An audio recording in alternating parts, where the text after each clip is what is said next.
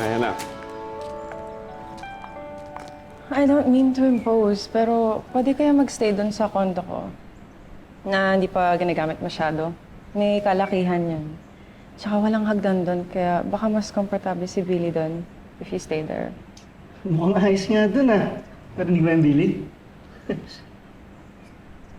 Yan ba? Pasok na. Dali. Apo. Hala, salamat na lang dun sa alok mo. Pero maalagaan naman namin si Billy dito. Saka hindi ako pwede umalis dito dahil nandito yung trabaho ko eh. Dito yung talya. Okay. If you change your mind, let me know. Kausa. Ikaw muna kay Billy. May pupuntahan lang ako. Oo naman, kami nang bahala. Saan ka pupunta? Kakausapin ko lang si Christy. Kasi tumatak sa akin yung payo mo na huwag nang patagalin yung tampuhan namin dalawa at ayusin na namin yung problema namin. Anak, alis mo na si tatay ah. Kausapin ko lang yung nanay Christy mo para mabuo na yung pamilya natin. Kausa? Sige. Ayusin mo yan ah. Kubalan. Ana? Ano po na si Billy? Oo. Billy, ako, na-miss mo dito. Dito muna tayo.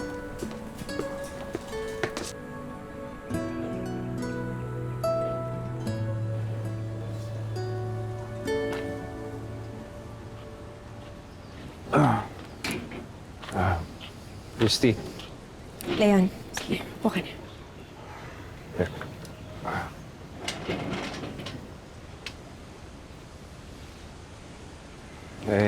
Pasensya ka na kung di ako nagsabi sa'yo na darating ako. Gusto ko lang sanang ibalita sa'yo na nakalabas na si Billy. Nakauwi na siya at doon na niya itutuloy yung therapy niya. Mabuti naman kung ganon.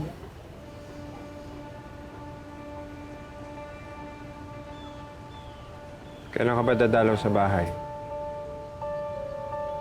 Miss ka na ni Billy.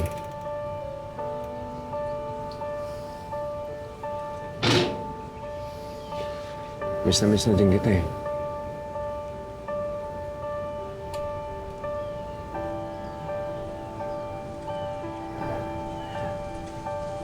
Galit ka pa rin ba sa akin?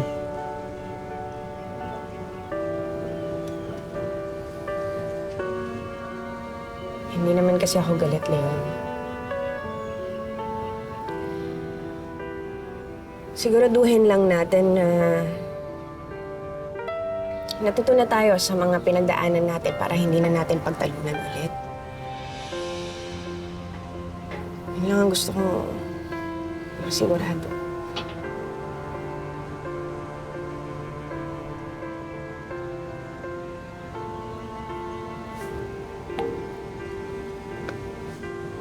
Ay, sandali lang. Paano yung kasal natin? Pati ba yun nagbago yung isip mo? Hindi naman ako umaatras sa engagement natin. Gusto ko lang na bago tayo magpatuloy, wala na tayong mga bit-bit na mga negatibong issue na makakaapekto sa relasyon ulit natin. One day at a time, Leon. Sana maintindihan mo yun. Alam kong paulit-ulit ko ito sinasabi, pero gagawin ko din ang lahat para maging karapat-dapat sa'yo dahil mahal na mahal kita. At ayokong mawala ka sa akin. Sa akin siya, o sa akin siya. Please, buwang kita ha. Ayoko. Sorry. Yan. Yan. Oh.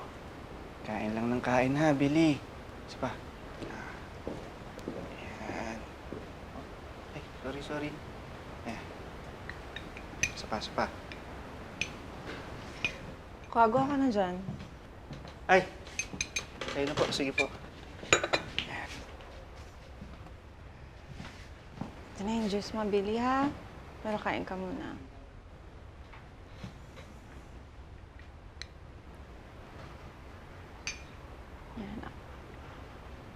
bilib ako sa'yo, Ma'am Hana. Galing mo kasi mag-alaga kay Billy eh.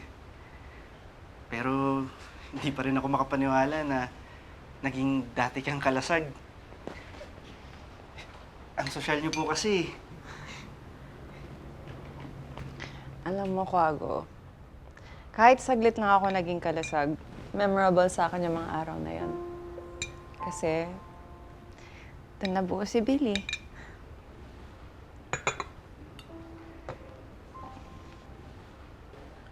Anak? Uy, Oh, ano yun? dito kayo lahat. Ba't ang bilis mo bumalik? Kamusta yung lakad mo? Mamaya na lang ho tayo mag-usap.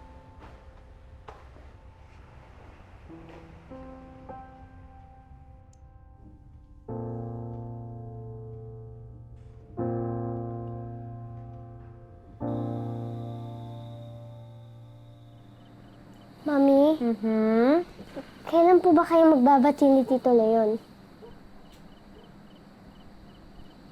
Alam mong may tampuhan kami, anak?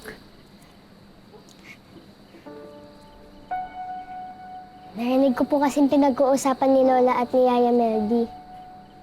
Is it true po ba? Maliit na tampuhan lang yon, wag mo nang iintindihin, ha? Magkakaayos din naman kami ni Tatay Leon mo. Sana nga po. Kung ano man po ang mistake na nagawa ni Tito Leon, I hope patawarin niyo na po siya. Miss ko na po kasi yung pag-bonding namin eh.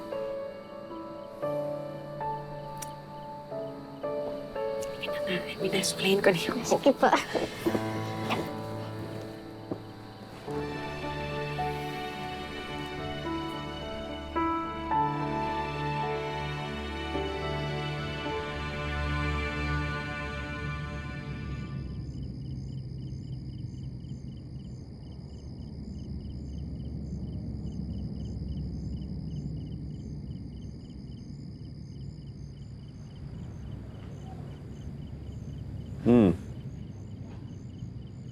Gabi na.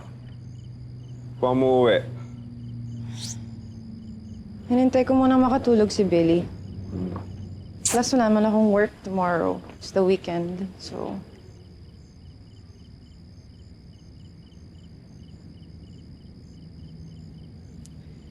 Meron ka pa dyan?